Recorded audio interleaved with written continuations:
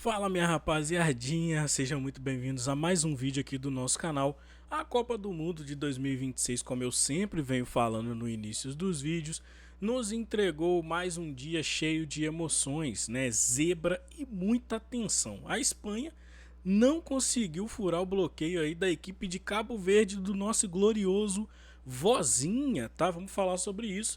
Claro que a gente também precisa destacar a Bélgica, que ficou apenas no empate contra o Egito, e o Uruguai, que sofreu para arrancar um ponto diante da Arábia Saudita, assim, do Al-Dawsari. Será que os favoritos já começaram a sentir a pressão do Mundial? É isso que a gente vai falar hoje. Já deixa o like aqui embaixo, não esqueça, é do botãozinho aqui embaixo, só clicar aqui. Se inscreve no canal também se você curtir esse tipo de conteúdo de análise, review e outras coisas aqui de futebol. E bora conferir tudo que aconteceu aí. Vamos fazer esse resumo maneiro para vocês. Vamos começar aqui com Cabo Verde e Espanha, que foi o jogo talvez mais impactante e emocionante barra surpreendente aí, né? Essa grande surpresa veio no grupo H. A Espanha, ela entrou em campo aí como ampla favorita, inclusive eu coloquei a Espanha como campeã da Copa e hoje os caras me fazem essa pataquada aí, né? Dá essa pipocada aí. Então a Espanha ela entrou como ampla favorita, né? Pelo histórico recente, controlou a posse de bola durante praticamente toda a partida, criou diversas oportunidades, mas do outro lado, meus amigos, estava a seleção de Cabo Verde determinada, organizada, né, defensivamente, disposta a jogar aquela água aí no chope da Espanha, né? O destaque ficou para ele, nosso glorioso Vozinha, o goleiro aí de 40 anos que ganhou o coração da Cazé TV e ganhou alguns milhões de seguidores ali também em menos de 24 horas, tá? Ele fez uma atuação ali gigantesca, foi um verdadeiro paredão durante os 90 minutos, parando ali Rodri, Pedri, Gavi, né, dentre outros. Inclusive eu tenho uma parada para falar sobre essa seleção da Espanha, mas vamos seguir aqui com o vídeo para a gente não se perder na nossa narrativa. E a Espanha tentou, pressionou pelas laterais com o Cucurella, né? O novo contratado aí do Real Madrid, bom lateral, e apostou aí nas bolas paradas e finalizações de média distância com o Rodri, alguns jogadores, mas cara, não conseguiu encontrar o caminho do gol. O homem estava iluminado, né? E aí quando o árbitro encerrou a partida, o placar de 0-0 foi comemorado como uma vitória pelos cabo-verdianos, tá? E aí foi um resultado histórico para a seleção de Cabo Verde, porque é uma seleção que está estreando na Copa, pegou já de cara um enfrentamento muito difícil e conseguiu um resultado que para eles vale como se fosse uma vitória, não no papel, porque só vale um ponto, mas vale como se fosse uma vitória pela determinação. Para a Espanha fica aí a frustração, né, de não conseguir furar o bloqueio de Cabo Verde. Então vou colocar para vocês aí, claro, na tela alguns destaques da partida para vocês. Está aí o Vozinha fazendo defesas incríveis e mirabolantes aí para vocês. E cara, se for para trazer uma opinião aqui bem sincera, tudo bem, Cabo Verde, destaque, ovacionados, mas vamos ser sinceros, para mim, eu não sei para você, a barra de comentários está aqui, você pode comentar à vontade, se quiser. Dani Olmo do Barcelona e Lamine Yamal não são bancos dessa seleção da Espanha, gente. Vamos ser sinceros, assim, não sei se eles não estão em plenas condições, mas o Lamine Yamal entrar faltando, sei lá, 30, 25, 30 minutos para acabar o jogo, o Dani Olmo na mesma situação, vocês vão me desculpar, mas é loucura misturado com doideira. Provando que não é só o nosso Ancelotti que tá doido, né? Porque, meu irmão, não dá. O Dani Olmo, muito mais jogador do que alguns jogadores ali, dá muito mais dinâmica. Eu gosto desse jogador, tá? É um excelente jogador, Dani Olmo. E o talento geracional aí da Espanha, lá, Lamine Yamal, cara. Bota o moleque pra jogar a Copa. Não vão botar não. Deu no que deu. A Espanha foi achando que faria o gol a qualquer momento, foi achando que seria fácil e deu no que deu, né? 0-0, para eles é frustrante, porque não podia, né, ter esse resultado, porque do mesmo lado que a gente está cobrando o Brasil aqui por empatar com o Marrocos, que é uma seleção muito difícil, um enfrentamento difícil, a gente tem que cobrar sim a Espanha por não ter vencido Cabo Verde, gente. Vamos ser sincero. A Suíça, que não venceu também, a gente tem que cobrar, tá? Então, fica aí a frustração aí para a seleção da Espanha que não conseguiu obter êxito, mas fica por outro lado também a satisfação de ver Cabo Verde arrancando pontos aí da detestável Espanha, beleza? E aí, um outro jogo também que chamou bastante atenção, né, no grupo G, foi a Bélgica e o Egito, né? Eles protagonizaram ali um confronto bastante equilibrado, mostrando que não vai ter jogo difícil nessa Copa. Acho bom o Brasil já abrir o olho, né? Já abrir e entender que equipes como o Marrocos vão ter várias pela frente, tá? E aí os belgas começaram ali muito melhor, conseguiram abrir um pouco de ter um pouco de vantagem em cima do Egito em algumas situações. Só que o Egito, meu amigo, ficou com medo não. O Egito foi pra cima também, junto com o Mo Salah, junto com os outros caras lá. O Ashur, bom jogador, inclusive, esse Ashur. O Egito foi trocando ali junto com a Bélgica. Não teve medo.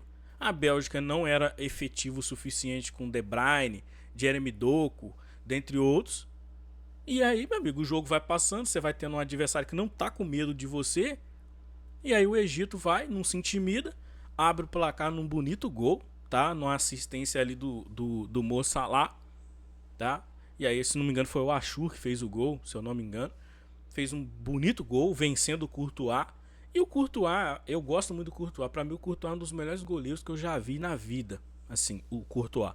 Gosto muito dele jogando. E muito. Pra mim, é um dos melhores goleiros que eu já vi na história. Só que o Courtois, se você bater rasteiro no chão, ele tem dificuldade de... Não é falhas, tá, gente? Não me entendam mal, mas ele tem essa dificuldade. As bolas que vinham rasteira no chão, assim, ele normalmente tinha alguma dificuldade ali pra defender e tal, mas essa veio muito forte. Ele tomou o gol. E aí, ficou aquela trocação ali, franca, aquela situação ali. A Bélgica não sabia como fazia para encontrar o seu gol. E aí, também tem uma coisa que eu preciso falar.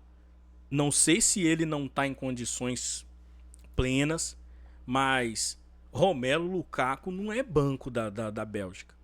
Desculpe, eu não sei se ele não está em condições de jogo, não sei o que está acontecendo com o Lukaku, mas o Lukaku não é banco desse time não, gente. O Lukaku não é banco desse time, tá? E aí o Lukaku entra ali, na primeiro lance ali, ele atrapalha ali o jogador do Egito ali, que chuta para dentro do gol, faz um gol contra. Mas se não fizesse também, o Lukaku chegaria e fazia o gol, tá? E aí, esse resultado deixa o grupo totalmente aberto para as próximas rodadas. E é importante botar claro o destaque para vocês aí, o jogador que fez o gol. A gente bota ele aí como destaque para vocês. Mas a verdade é essa. Deu mole, né? O Egito foi lá, fez um gol. Teve chances para fazer um segundo gol. O Egito, eu diria que dentro das possibilidades, jogou até melhor do que a seleção da Bélgica, que só acordou depois de um tempo. Mas aí a gente entende que por que a Bélgica é a Bélgica, né? A gente entende por que a Bélgica já nos eliminou, tá? De uma quarta de final, se não me engano. Acho que foi quarta de final de Copa do Mundo. Não me lembro se foi quarta ou oitava, tá? Desculpa, porque a minha memória é horrível. Então, esse jogo terminou dessa forma para vocês. A gente fez aqui o resumo e o destaque. E aí a gente vai para a partida que acabou de acontecer agora há pouco, que é a Arábia Saudita e Uruguai, né? Aqui o Uruguai teve dificuldades que para mim foram inesperadas, mas hoje em dia, como eu falei, times da Copa do Mundo não estão vendendo as suas derrotas barato, seus empates barato não, irmão. Se der mole, você perde. E a Arábia Saudita, como já havia aprontado, por exemplo, naquele jogo contra a Argentina na última Copa, aprontou nesse jogo aí também. Quase venceu o Uruguai, tá? Então eles surpreenderam logo ali no início, conseguiram jogar bem, conseguiram competir, conseguiram mostrar poderio ofensivo e defensivo, conseguiram abrir o placar. Depois decidiram se defender, né? E aí o louco Bielsa colocou o time do Uruguai todo para frente, né, na tentativa desesperada de conseguir pontuar. E aí jogadores como Valverde, De La Cruz, o próprio Canóbio aí do Fluminense entrou muito bem no jogo. Esses jogadores começaram a se destacar, começaram a, por exemplo, a entender que eles estavam na estreia de uma Copa do Mundo e estavam passando um vexame aí monumental. E aí conseguiram chegar ao gol deles. Aquele goleiro da Arábia Saudita é meio maluco, sabe? Ele sai, ele parece um cara de circo. Ele vai fazer as defesas, ele se joga, ele faz aquele show. Ele gosta de uma emoção, mas na hora de defender mesmo, desculpa, é um frangueiro. É um rebatedor nato, tá? E aí o Uruguai conseguiu aproveitar a chance que teve, né, por parte desse goleiro aí esse goleiro aí da Arábia Saudita. E esse jogo foi um jogo até que foi bom, bem movimentado, tá? É como eu venho falando para vocês, a Copa ela vem nos proporcionando bons jogos, né? Jogos legais de se assistir. Não é todo aquele marasmo, até quando você sabe que são equipes mais inferiores aí. E aí fica aqui o destaque para vocês. Esse Cano aqui, ó, jogou bem pra caramba. Ele fez a cabeçada ali, o Muslera deu o rebote. O Muslera é um rebatedor também, né? Quem acompanhou a trajetória do Muslera entende que ele é ídolo. É um goleiro ídolo no Uruguai. Mas quem viu no Galatasaray, quem viu ele em outras equipes, sabe que ele é um rebatedor. Essa é a verdade. E aí o nosso glorioso Al-Amri fez o gol, tá? E é isso aí, números finais. Apesar de ter sido 3 empates, foram 3 empates muito bem movimentados, muito bem jogados. E a gente, claro, não podia deixar de destacar isso para vocês no detalhe aqui na nossa análise, tá? Os grupos, eles ficam, por exemplo, muito bem colocados. Eu vou colocar para você na tela aí, para você ficar ligado, enquanto o meu computador dá uma crachada aqui, que o meu computador tá meio zoeiro hoje. O Uruguai tá aqui em primeiro, a Arábia Saudita em segundo, Cabo Verde em terceiro e Espanha em quarto. Ambos aqui por questões de questão de saldo de gols ou qualquer outra coisa aqui. Enfim, tá tudo embolado esse grupo aqui, não há muito para onde correr com relação a isso, tá? O grupo G, que é o grupo da Bélgica e do Egito, vai acontecer agora há pouco aí, já tá acontecendo nesse exato momento, inclusive, não sei, Irã e Nova Zelândia. Não tenho vontade nenhuma de assistir esse jogo, então eu não vou assistir esse jogo, né? Nada contra o Irã, tá? Nem me venham com essa conversa, mas não tenho vontade de assistir. É muito tarde e é um jogo que não inspira muito vontade da gente assistir esse jogo tarde desse jeito, não. Um jogo comum. Mas tivemos aqui um empate entre Egito e Bélgica. A Nova Zelândia vencendo ou o Irã vencendo vai para o primeiro do grupo. Traz aí um pouquinho de emoção aí necessária para esse grupo ser mais movimentado. Beleza? Então é isso. Destaques do dia aí nessa rodada aí que aconteceu, pelo menos até o momento. Nosso Vozinha, né? Foi o grande nome aí da rodada, com uma atuação espetacular diante da Espanha. Cabo Verde, que conquistou um dos resultados mais importantes da sua história em Copas. O Egito, que mostrou aí força e capacidade para poder disputar uma vaga na próxima fase. Teve um enfrentamento muito bom ali contra a Bélgica. A Arábia Saudita, que voltou a provar que pode complicar a vida de qualquer seleção, né, que eles não são bobos. De longe, aquela Arábia Saudita que tomou aquela goleada em 2002, vocês se lembram? Aquela goleada que a Arábia Saudita tomou para a Alemanha em 2002. Enfim, quem viveu 2002 sabe. E a Espanha e o Uruguai, né, que já entraram aí pressionados na segunda rodada com esses resultados aí que para mim foram resultados ruins para essas duas equipes. Beleza? É isso, galera. Na sua opinião, qual foi a surpresa do dia? Diz aí para mim. Deixe sua opinião aqui nos comentários se você assim quiser fazer. Deixa seu like, se inscreve no canal, ativa as notificações. E é isso. Estamos aqui tentando fazer a cobertura da Copa do Mundo para vocês. E o que eu peço é que vocês fiquem por aqui para não perder nada e trocar uma ideia aqui comigo. Beleza? Lembrando que também, claro, a gente vai cobrir os jogos de amanhã. Vai ser importante. Grande abraço para vocês e até o próximo vídeo.